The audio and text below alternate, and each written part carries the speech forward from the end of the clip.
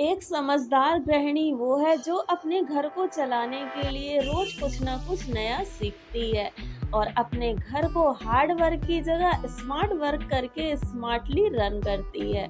तो इसी तरह से कुछ स्मार्ट टिप्स और ट्रिक्स लेके आ गई हूँ मैं आपके होम मेकिंग को काफ़ी आसान बनाने, ताकि आपकी भी होम मेकिंग की गाड़ी आसानी से चल सके। तो चलिए स्टार्ट करते हैं आज का इंटरेस्टिंग सा वीडियो।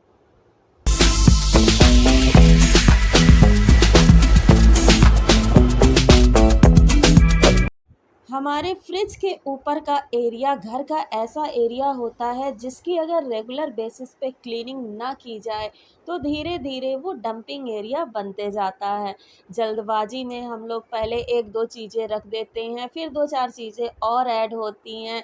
बच्चों के कलर्स हो गए या वॉलेट हो गया, वॉच हो गई, चॉकलेट्स हो गए और ना जाने कितना सारा कुछ हम लोग यहीं पे जल्दबाजी में रख के अपना काम करने लग जाते हैं।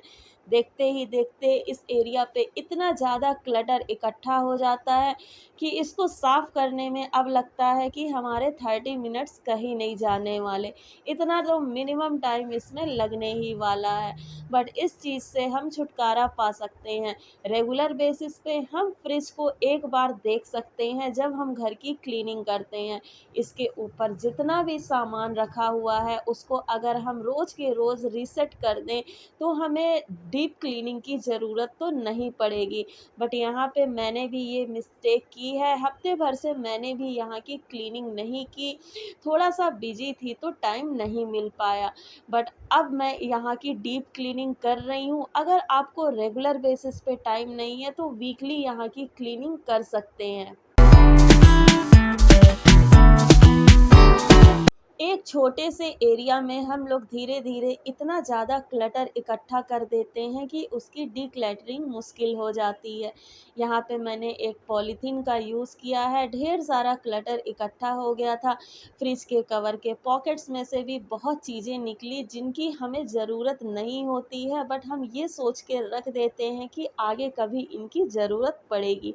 ऐसी सब चीज़ों को मैंने हटा दिया है, डिक्लटरिंग कर दी है और बाकी जो चीज़ें यूज़ की हैं उनको अच्छे से वाइप आउट कर लिया है। चीज़ों को क्लीन करके ऑर्गेनाइज़ करने से चीज़ें देखने में भी अच्छी लगती हैं, साथ ही साथ ऑर्गेनाइजेशन का कोई पर्पस निकल के आता है। अगर आपके पास भी फ्रिज कवर नहीं है तो आप किसी भी बड़े पिलो कवर का, कुशन कवर का यूज़ कर सकते हैं, या कोई और कपड़े का टुकड़ा है जो देखने में खूबसूरत है तो उसको भी लगा सकते हैं। चीज़ों को जितना मिनिमाइज़ करके रखेंगे, जितना कम करके रखेंगे, चीज़ें देखने में उतनी ही अच्छी लगेंगी। यहाँ पर मैंने एक बास्केट रखा है जो ऑर्गेनाइजिंग बास्केट की तरह काम करेगी, जो जल्दी-जल्दी में हम लोग पेन हो गया, घड़ी हो गया, वॉलेट हो गया, ऐसे ही सरफेस पे डाल के चले जाते हैं, उसको इसमें रख देंगे, तो यहाँ पे चीज़ें बिखरी-बिखरी सी नहीं लगेंगी।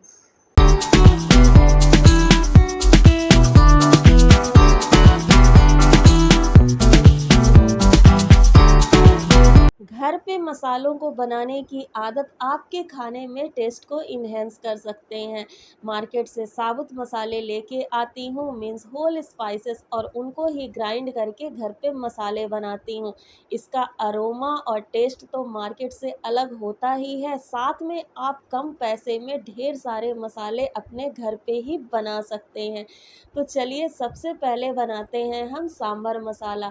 सांभर मसाला के लिए कुछ मैंने इंग्रेडिएंट्स लिए हैं। ये सांभर मसाला केरला स्टाइल में बन रहा है, जिसके लिए मैंने 1 कटोरी चावल, 1 कटोरी चने की दाल, छोटी कटोरी में वाइट वाली उड़द दाल, यहाँ अरहर की दाल छोटी कटोरी, 1 कटोरी धनिया और 2 से 3 चम्मच मैंने मेथी लिया है। साथ में है कश्मीरी मिर्च सूखी हुई और लाल मिर्च। अब जितना भी हमारा ये दाल और चावल वाला इंग्रेडिएंट है ना, सबको हम एक साथ मिला के मीडियम फ्लेम पे रोस्ट कर लेंगे। अभी हम मसालों को नहीं डालेंगे क्योंकि मसाले बहुत जल्दी रोस्ट हो जाते हैं और दाल चावल को रोस्ट होने में टाइम लगेगा तो वो जल भी सकते हैं। पहले इनको रोस्ट करके हम अलग से निकाल लेंगे, देन हम करेंगे अपने मसालों को रोस्ट। देखिए ऐसा कलर हो जाए तब आप इनको कढ़ाई से निकाल लीजिए। अब बारी आती है मिर्चों को रोस्ट करने की। यहाँ पे मैं सारी चीज़ें अलग-अलग से रोस्ट कर रही हूँ। ये देखिए मिर्च हमारे रोस्ट हो गए कि नहीं, इसका साइन ये है कि मिर्चियाँ हमारी फूल जाती हैं और बहुत नरम सी हो जाती हैं, ऐसा लगता है उनके अंदर हवा भर गई है। तो इससे पता चल जाता है हमारी मिर्चियाँ रोस्ट हो गई। उसके बाद धनिया और मेथी को भी रोस्ट कर लिया है मैंने, देन कर लिया है ठंडा और अब इसको ग्राइंड करेंगे। ग्राइंडिंग के टाइम में अगर आप इसमें सॉल्ट ऐड करते हैं तो आपके मसालों की जो लाइफ है काफ़ी लंबी हो जाएगी, ख़राब नहीं होंगे। भर मसाला के बाद अब हम बना रहे हैं गरम मसाला, जो कि बहुत ही इजी मेथड के साथ मैं यहाँ पे बनाऊंगी। इंग्रेडिएंट्स आप देख सकते हैं, वही चीज़ें हैं जो नॉर्मली हम लोग साबुत मसालों में यूज़ करते हैं। यहाँ पे आप जावित्री भी ऐड कर सकते हैं, स्टार फूल भी ऐड कर सकते हैं, बट मैं इतने ही चीज़ों के साथ गरम मसाला बनाती हूँ। सारे मसालों को अलग अलग रोस्ट करना चाहिए क्योंकि हर मसाले का टेम्परेचर अलग होता है। कोई मसाले जल्दी जल जाते हैं, कोई मसाले बहुत देर में रोस्ट होते हैं, इसलिए बेस्ट ऑप्शन होता है कि इनको आप बारी-बारी से रोस्ट करें। बस हल्का-सा ये गरम हो जाए, हल्का-सा खुशबू आने लगे, बस इतना ही रोस्ट करना होता है।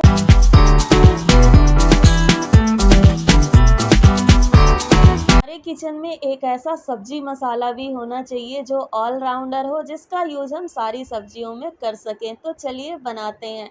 यहाँ पे मैंने लिया है हरी इलायची है, लौंग है, काली मिर्च है, क्वांटिटी आप लोग देख ही रहे हैं कितनी कितनी है।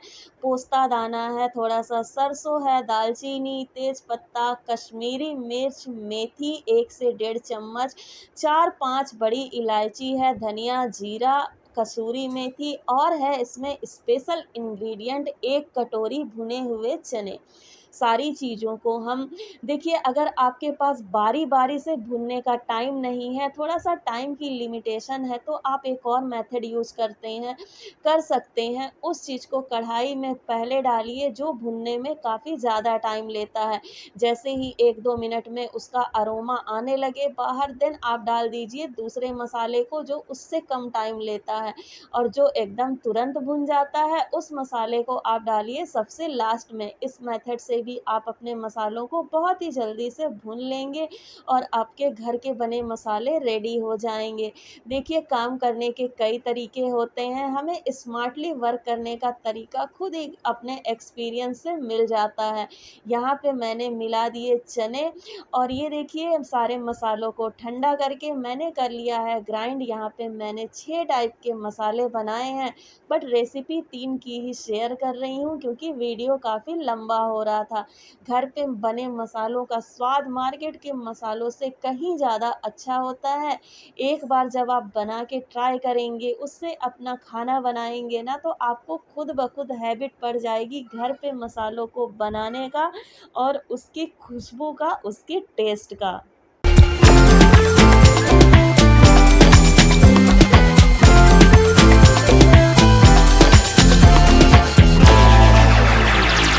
दालों को बनाने के साथ-साथ ये भी ज़रूरी होता है कि हम उसे कैसे स्टोर कर रहे हैं, क्योंकि इसमें मॉइस्चर अगर चला गया तो आपके मसाले ख़राब हो जाएँगे। साथ ही साथ स्टोर करने का तरीका ऐसा होना चाहिए कि आपके किचन में कोई भी खड़ा हो जाए और वो आसानी से मसालों को एक्सेस कर सके, कुकिंग कर सके, बार-बार आपको बुलाना ना पड़े। तो यहाँ पे मैं ग्लास जार का यूज़ करती हूँ और उस पे मैंने स्टिकर लगा दिए हैं कि कौन से मसाले किस में रखे हुए हैं।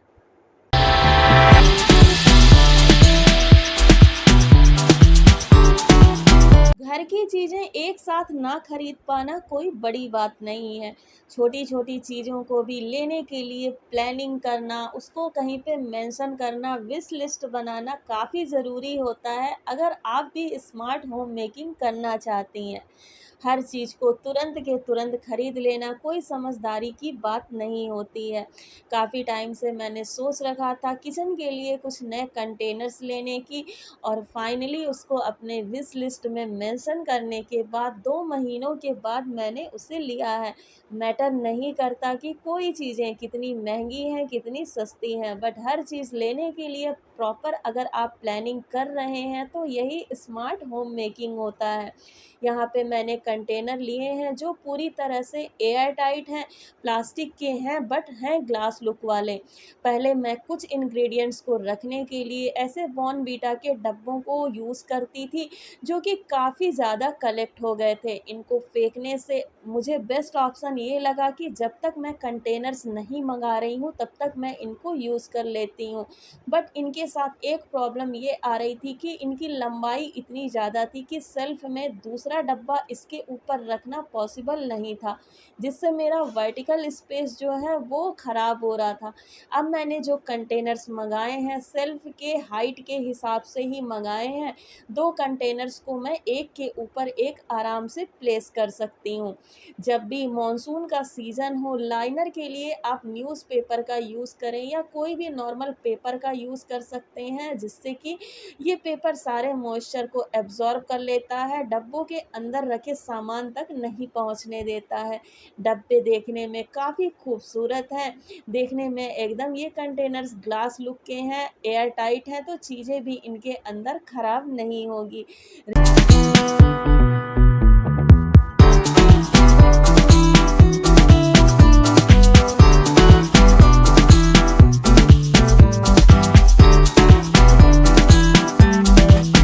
होम मेकर्स दिन भर एफर्ट्स लगाते रहती हैं अपने घर को क्लीन और ऑर्गेनाइज करने में, बट कुछ चीज़ों का अगर हमें सही तरीका नहीं पता है तो वहाँ हमारी मेहनत भी दुगनी लगती है और टाइम भी दुगना लगता है। जो भी हमारे मोबाइल के चार्जर्स होते हैं, जितने घर में मोबाइल हैं उससे कहीं ज़्यादा चार्जर्स होते हैं।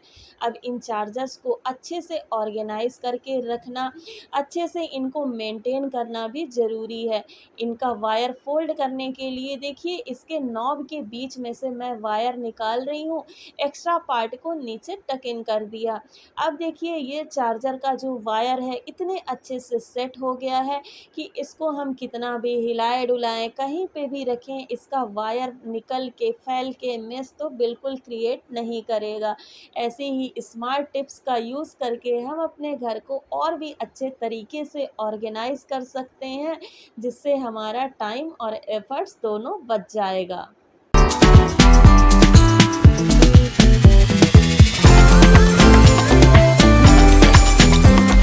बच्चे थोड़े से बड़े हो जाते हैं ना तो हर वो काम करना चाहते हैं जो उनके पेरेंट्स करते हैं, चाहे वो कुकिंग हो, घर की साफ़ सफाई हो या पूजा पाठ का काम हो।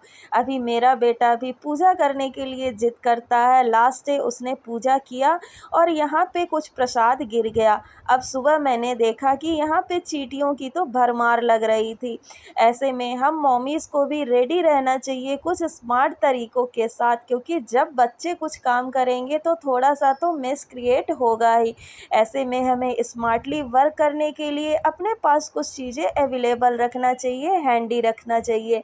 यहाँ पे मैं यूज़ करती हूँ लक्ष्मण रेखा चॉक का, जो चींटियाँ हो गई, कॉकरोच हो गए, उनको भगाने में बहुत ज़्यादा हेल्प करता है।